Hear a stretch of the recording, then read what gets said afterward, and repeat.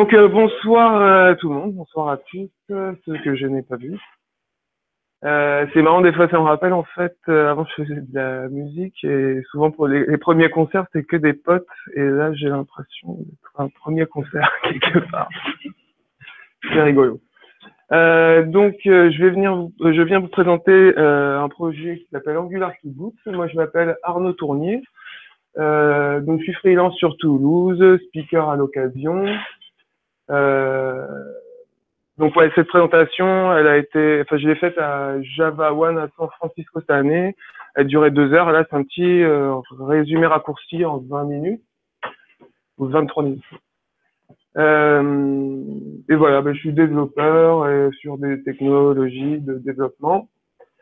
Et voilà, j'aime bien dire je suis full stack, mais pas dans le sens back et front, dans le sens de l'assembleur au JavaScript. Donc je vous donne déjà les liens si vous de toute façon vous n'avez pas le temps de les copier, mais bon, le projet que je vous présente, voilà le lien du projet, et puis vous avez des projets GitHub des projets démo qui vous montrent comment fonctionne. Donc ce que je viens de vous montrer moi, donc ça s'appelle Angular to Boot, et qu'est-ce que c'est?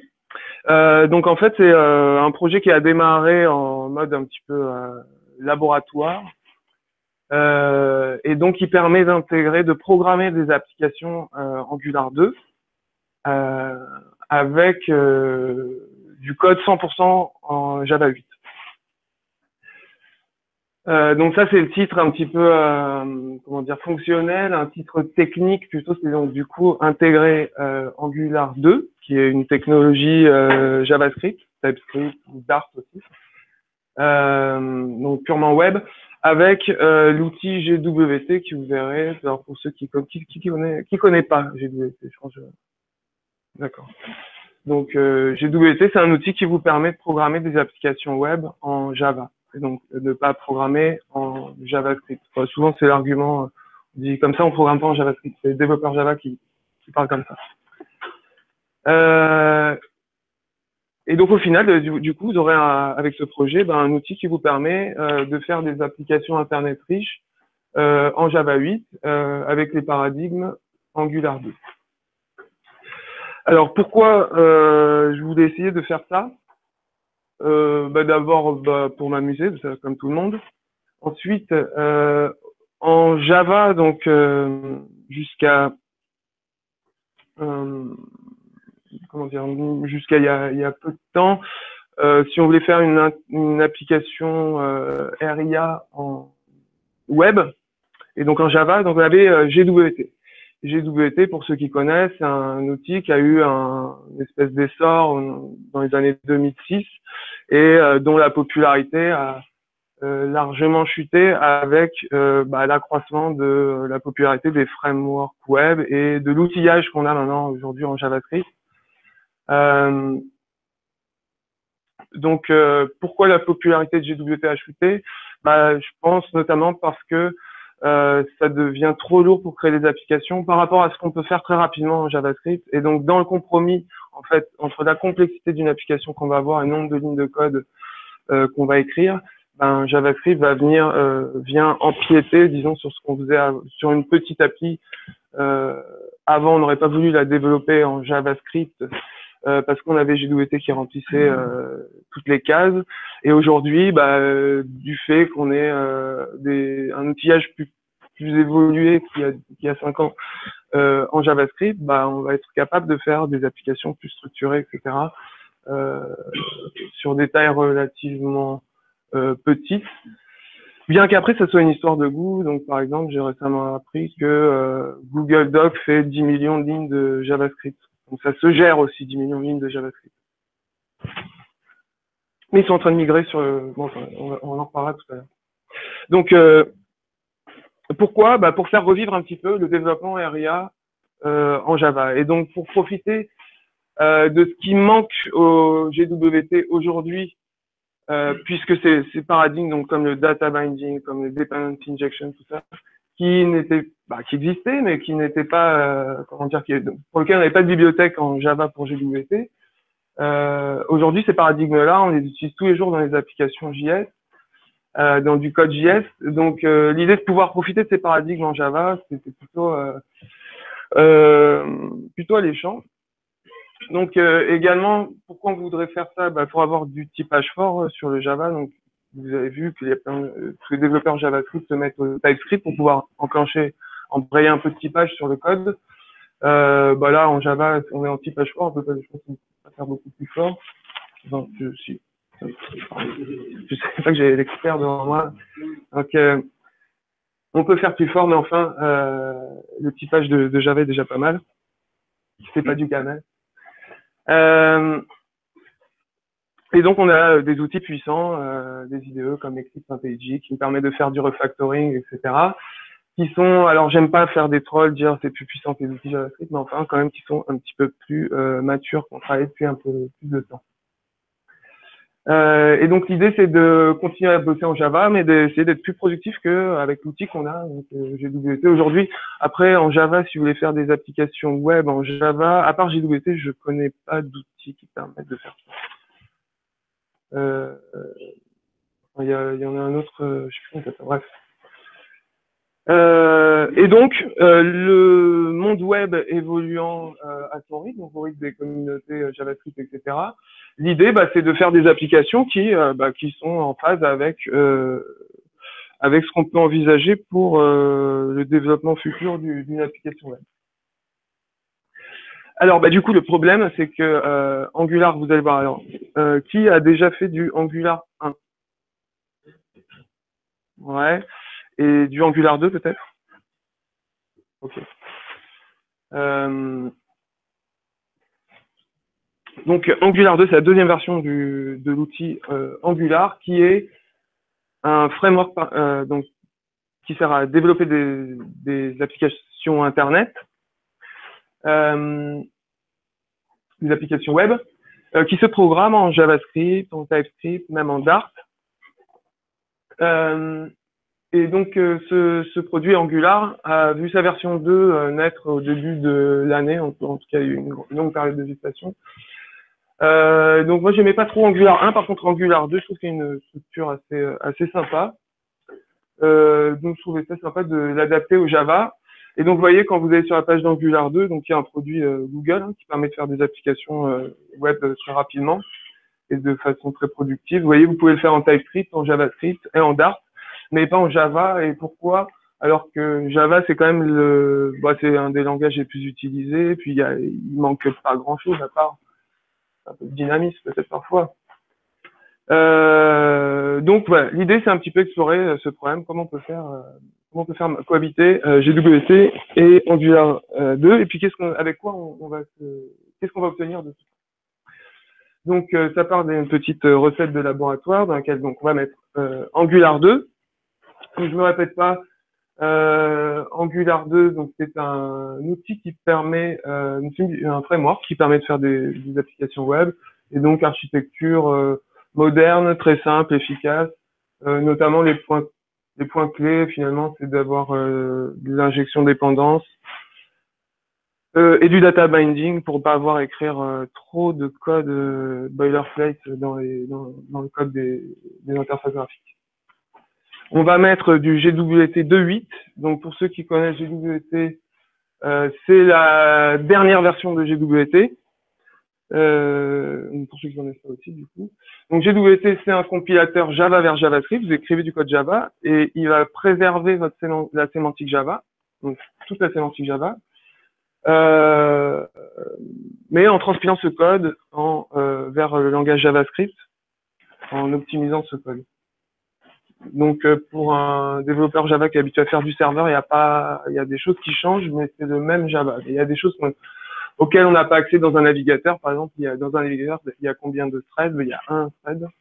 Donc on peut pas faire dans un code Java qui va être traduit par GWT new thread, c'est pas possible, puisque la plateforme ne le permet pas. Donc la plateforme classique pour un développeur Java, c'est la JVM. La plateforme pour un développeur Java GWT, c'est la machine virtuelle JavaScript. Donc on a à disposition tout Java 8, donc le typage Java, les lambdas, les streams, etc. Dans GWT2.8, on a aussi une partie qui s'appelle JS Interop, vous verrez, qui permet de communiquer entre la partie Java et la partie JavaScript.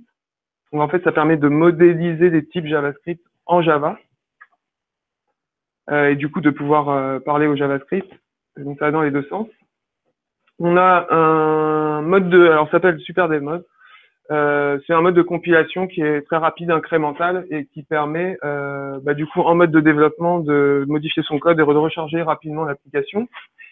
Et enfin, un des gros avantages de GWT, c'est les optimisations qu'il produit pour le code de production. Donc, il va faire beaucoup d'optimisations en taille du JS qui va être généré et aussi sur les performances. Et ça, alors, pour ma part, j'ai commencé le développement web avec GWT. Je me rendais pas compte de cet avantage, mais c'est vrai que depuis un certain temps, je me suis mis à faire du TypeScript, machin, tout ça. Et ouais, je peux dire que ça réduit bien la taille du JavaScript d'utiliser GWT. Donc, qu'est-ce que j'ai mis là? Est-ce que GWT est mort? Donc, oui, voilà, c'est une petite ironie. Donc, s'il est mort, du coup, Google Docs qui est en train d'étudier la migration des 10 millions de codes, des 10 millions de lignes de code de JavaScript vers GWT. Donc, je sais pas pourquoi ils pensent à ça. Si GWT est mort, il y a encore Spreadsheet, Inbox de Google qui sont faits avec. Puis il y a encore plein d'applications qui traînent partout qui sont faites avec. La console Wi-Fi au cas où aussi, voilà. Donc, est-ce que c'est mort dans la question pour dire, bon, comment dire par exemple, est-ce que le COBOL est mort? Donc, il y a encore des développeurs COBOL, par exemple, qui ont du travail toute l'année. Après, voilà, ça a perdu un peu de vitesse parce que c'est moins à la mode, etc. GWT, il a perdu un peu, si vous voulez, de vitesse par rapport au dynamisme de l'écosystème JS qui existe à côté. On va faire un peu de JSR 269, donc utiliser la compilation Java pour produire du code Java. Alors, j'étais déjà venu l'année dernière, je crois, faire une presse sur ce thème. Donc, j'en dirai pas plus. En tout cas, ça va nous permettre d'annoter notre code Java et de générer du code Java à partir de ces annotations pour gérer des boilerplates qui vont être ensuite injectés dans Angular. Vraiment, je sais pas ton truc. Ah si, là c'est mis en marché, c'est une D'accord.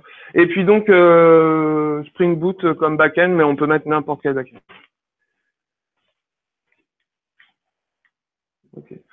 Alors, on va juste voir parce que je pense que j'ai déjà trop parlé en fait. Je veux juste vous montrer quels sont les points clés les points fondamentaux d'Angular, pardon. Donc, si vous voulez en 5 minutes connaître Angular 2, voilà les 3 concepts qu'il faut connaître. Donc, Angular 2 est basé sur des composants et a un service d'injection de dépendance et permet de faire des interfaces graphiques en utilisant la liaison de données dynamiques, donc le data binding, et avec des détections de changement automatiques qui font que vous avez juste à dire cet endroit dans l'interface graphique, je veux le relier avec cette variable. Si la variable change de valeur, l'affichage change, et si c'est un champ texte, on récupère la valeur du champ texte directement dans une variable. Enfin, tout est automatique. Les composants d'Angular, donc ça va être le bloc de base d'une application. Vous allez voir, pour ceux qui connaissent GWT, ça ressemble un petit peu au widget, si on veut.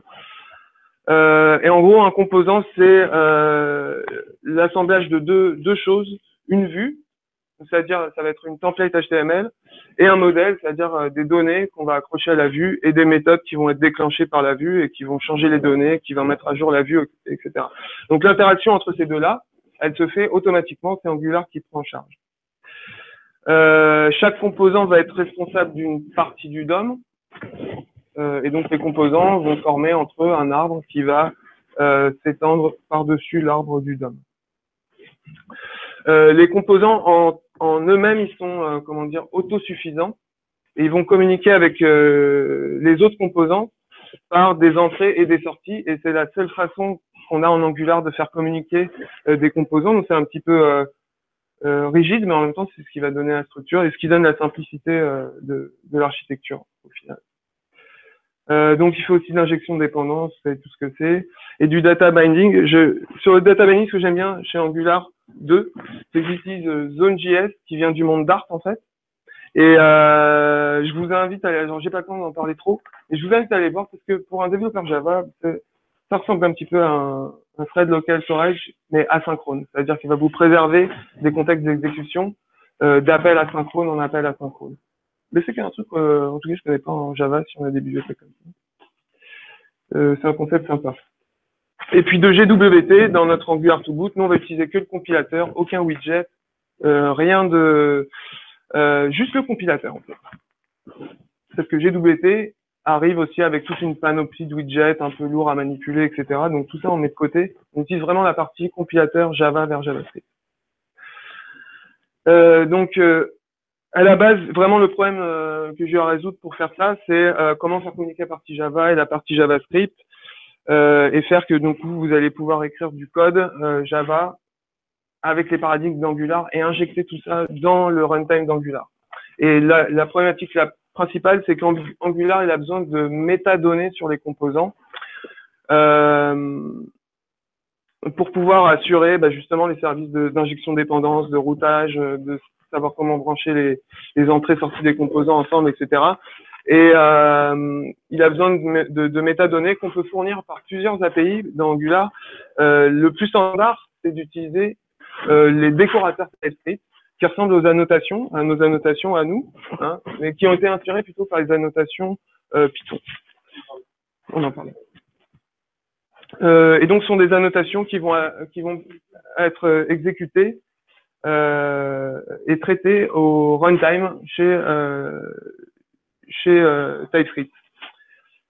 Angular, il a aussi une, je reviendrai dessus tout à l'heure, mais il a aussi une API JavaScript pour fournir les métadonnées. On n'est pas obligé d'utiliser des décorateurs. C'est tant mieux parce que derrière, c'est ça que j'utilise.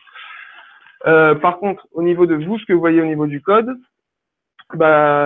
sur votre code Java, quand vous allez programmer une application Angular 2 en Java, vous allez écrire des annotations Java. Ces annotations Java, elles seront traitées avec un processeur Pluggable Annotation Processing API qui permet de générer le boilerplate. Par contre, ça sera la différence avec JavaScript. Le traitement des annotations, il se fait non, c'est une coquille, hein, là, c'est à la compilation. C'est une grosse coquille, je suis désolé. Donc, c'est le traitement en Java des annotations par JSR 239 se fait à la compilation. Ce qui fait qu'on va gagner un petit peu de temps, évidemment, par rapport à le faire au runtime. Et puis, ça va nous servir à quoi? À générer des boilerplates. Donc, en gros, des informations sur les types de nos composants pour que Angular puisse les gérer. Alors, voilà un exemple de code TypeScript d'un composant Angular. Donc, vous avez, alors, classe, là, c'est le nom de la classe, Hero Detail Component. Donc, c'est un composant qui va afficher, dont le rôle est d'afficher le détail d'un héros. Et vous voyez qu'il a, alors, je sais pas si vous voyez au fond. J'espère que c'est pas trop douloureux. Donc, on a la notation composant qui nous permet de définir un sélecteur. Donc, il va être après le nom de l'élément. Chaque composant va correspondre à un élément, comment ça s'appelle, comme un web component un peu, un élément HTML, ouais. Donc ce composant-là, cette classe, elle sera reliée à MyHeroDetail. On va avoir un champ qui indique dans quel fichier HTML se trouve le template HTML de la vue qui va être associé à ce composant. On peut rajouter du CSS, etc. On a là une entrée, une sortie avec les annotations, enfin en TypeScript, ça s'appelle décorateur. Le constructeur et une méthode ici, ngOnInit, qui va permettre de capter un événement donc sur le cycle de vie du composant. Cette méthode, elle est appelée quand le composant s'inscrit dans la page. Et donc en Java, après avec Angular to boot, finalement vous avez ça. Donc ça ressemble pas mal en fait. J'ai pas mis l'un à côté de l'autre parce que j'ai pas eu le temps. Mais bah voilà, vous voyez votre classe Java. Alors en plus, nous on a en Java, bah, on peut implémenter des interfaces, ce qui fait que la méthode onInit que vous avez vue tout à l'heure en TypeScript, cette fois-ci, elle fait partie de l'interface onInit. Donc voilà, vous avez le typage fort, etc. Mais sinon, ça ressemble pas mal, non? Et en fait, c'est le but. Le but, même si il y a une doc ici, hein, il y a une vraie doc. Le but, c'est qu'on puisse à la limite lire la doc TypeScript et programmer avec Angular to boot sans souci. Donc, pour avoir une petite vue d'ensemble du truc, voilà en gros à quoi ça ressemble. Vous avez ici la partie compilation. Donc, vous allez écrire des fichiers Java, vous allez poser des annotations Angular. Ça va être traité par un processeur d'annotation qui va produire tout ce qui est boilerplate, runtime type information, qui vont être compilés par GWT pour produire des fichiers JavaScript qui vont s'interfacer avec le runtime Angular 2.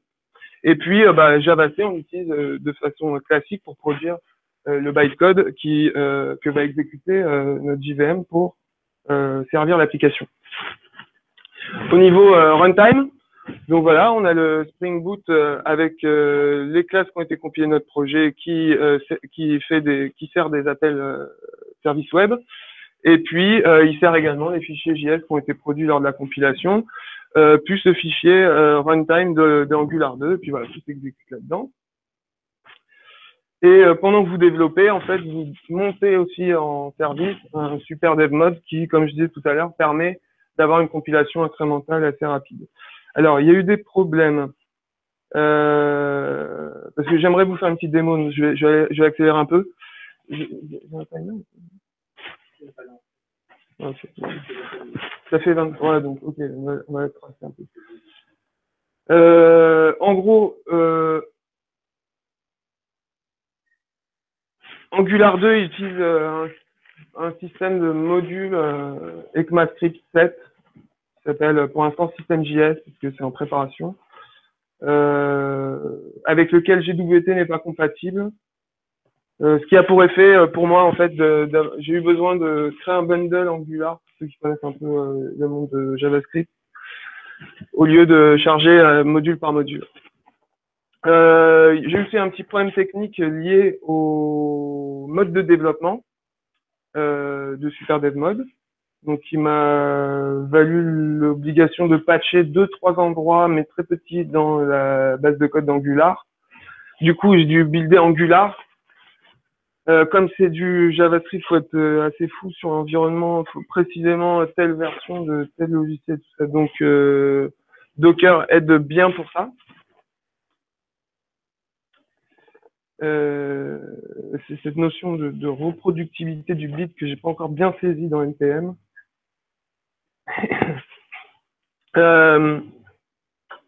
Ensuite, ouais, des problèmes. On peut imaginer, c'est super, j'ai un outil qui me permet de faire des applications Angular 2 en Java.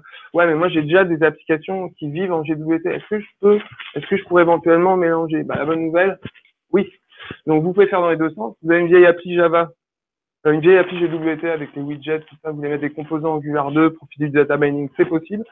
L'inverse également, vous voulez commencer une nouvelle application, mais vous avez des beaux widgets GWT qui sont un bon gros métier dedans, donc vous voulez réutiliser ce code, bah, c'est possible aussi. Au niveau des tests unitaires, j'ai des problèmes, ça marche pas. Au niveau des tests d'intégration, j'utilise sur ce projet donc avec Spring en backend, Selenium WebDriver plus les outils de test d'intégration de Spring, et c'est assez sympa. Tout le monde a déjà vu un navigateur s'allumer tout seul avec Selenium et tout ça. Donc bon, ça vous impressionnera pas, donc on passe à la suite. Donc il y a des choses à faire encore. Bah, j'ai une liste d'idées. Alors en général mes listes d'idées, le prochain truc qui va être fait, il est pas dans la liste. Mais bon, ouais. Donc ce serait faire un archetype Maven, parce que vous allez voir que vous avez déjà un archetype pour Angular to boot qui est super simple. En gros, démarrer une appli Angular to boot, c'est une ligne de commande. Donc c'est même vachement plus simple que démarrer une appli Angular 2 en JavaScript ou en TypeScript. L'idée serait de créer aussi un archétype qui permette de faire des applications web progressives, donc des applis web qui peuvent s'installer dans un terminal Android et iOS, je sais pas où ils en sont, mais je crois que ça marche. Eh ben nickel. Du coup, voilà, vous faites votre application web en Java et elle est déployable sur des terminaux mobiles et vous avez l'icône de l'application dans l'écran d'accueil de l'utilisateur. C'est plutôt sympa. Donc ça, j'ai envie d'essayer ça.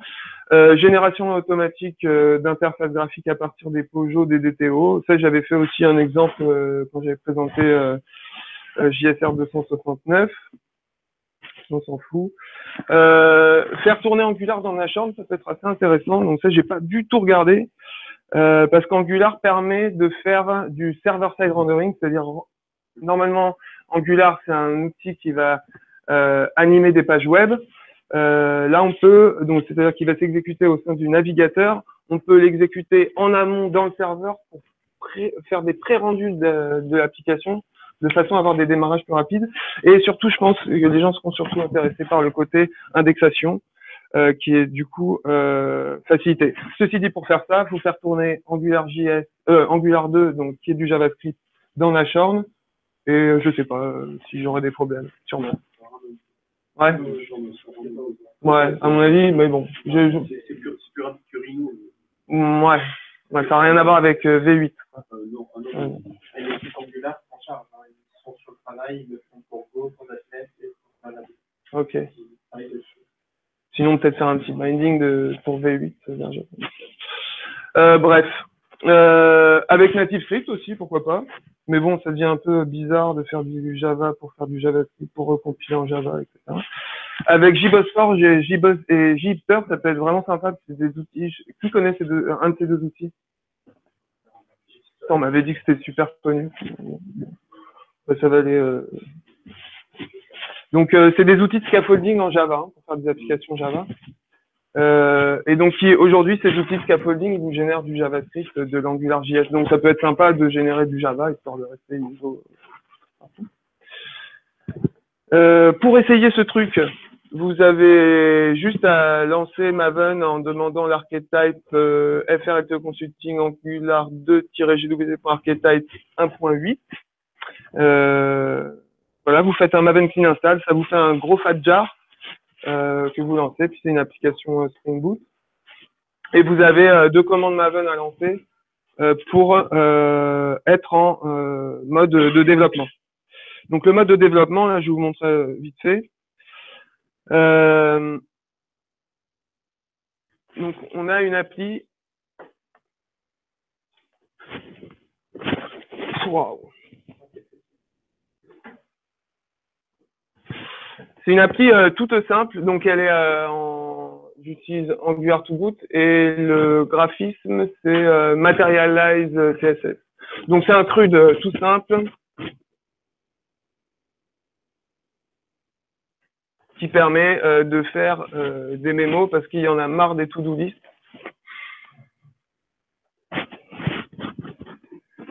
Et donc on revient sur la liste, on voit et puis on peut effacer.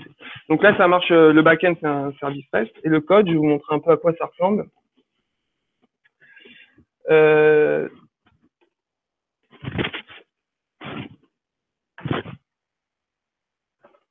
Donc le truc de base, c'est d'écrire un module, ça s'appelle, dans lequel on va déclarer, donc c'est une classe avec quelques annotations, dans lequel on va déclarer, ben moi je vais utiliser le module navigateur, le module HTTP pour faire des échanges REST avec mon serveur, le module des formulaires, les routes, et puis là j'ai mes composants à moi, donc je vais vous montrer un peu de code. Donc ça c'est le point d'entrée, si vous voulez, le point de déclaration de votre application. Ensuite ça c'est un composant tout simple. Alors, comment je vais vous faire ça? Donc, un composant à la base, voilà, c'est une classe avec une annotation composant, un sélecteur myApp. Là, il s'appelle myApp. Donc, moi, je sers un fichier index.html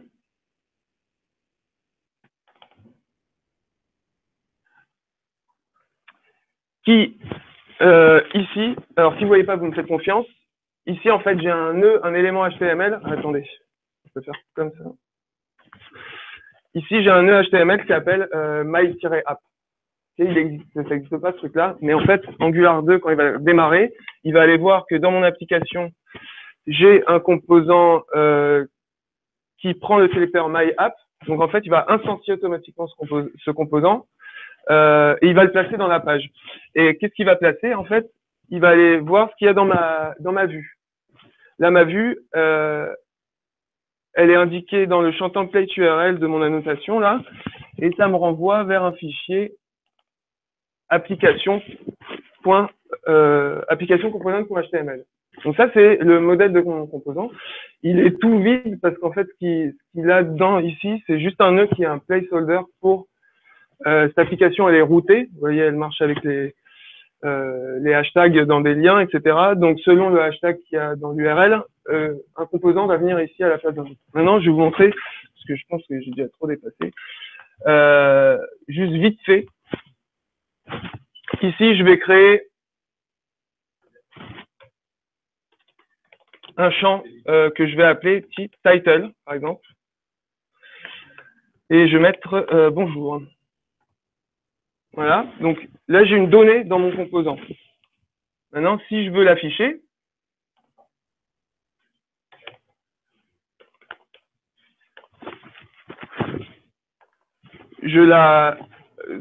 ici, c'est mon fichier vue. Je déclare que je veux l'afficher.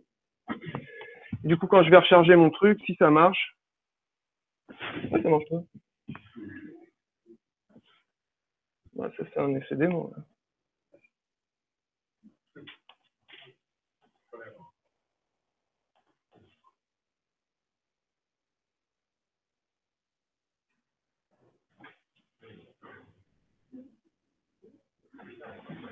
Attendez, il y a un petit problème.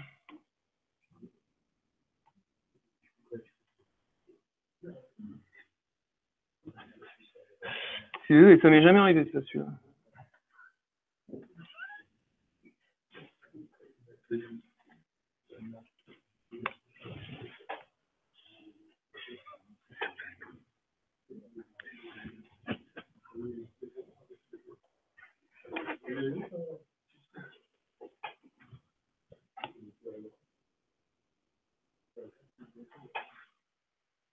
Alors là, je n'ai aucune idée de ce qui se passe. C'est pas grave. Je vais aller venir voir celui-là. Je vais le tenter une deuxième fois, puis sinon on dira tant pis, c'est un gros fail.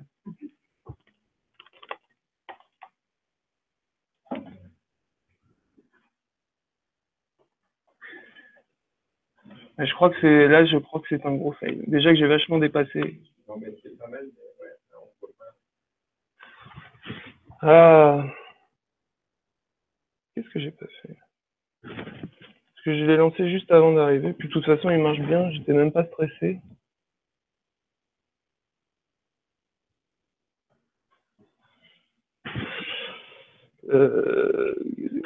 Qu'est-ce qui se passe?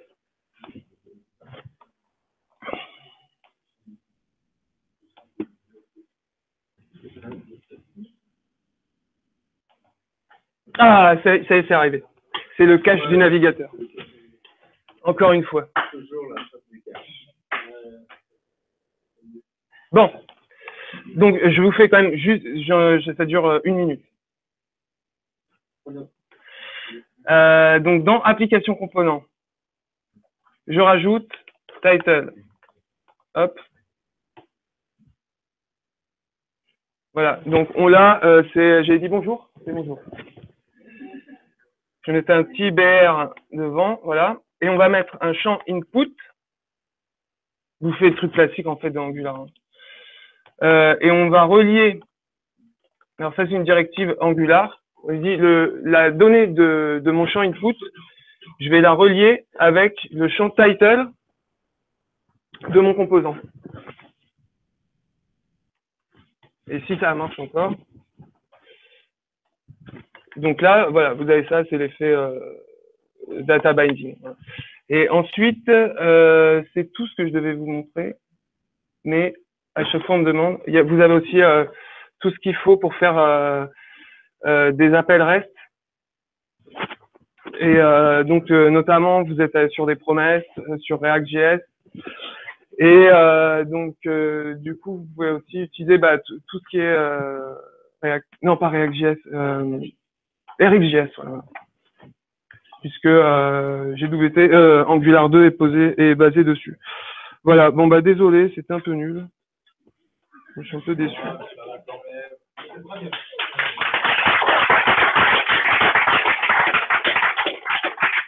Voilà. Et je pense qu'on doit faire beaucoup échanger Java et JavaScript. Il y a beaucoup de choses à apprendre l'un des autres, enfin l'un d'autre quoi. Genre Webpack, qui est le dernier truc à la mode pour faire des bundles JavaScript, c'est inspiré de GWT sur le code splitting, sur la partie code splitting.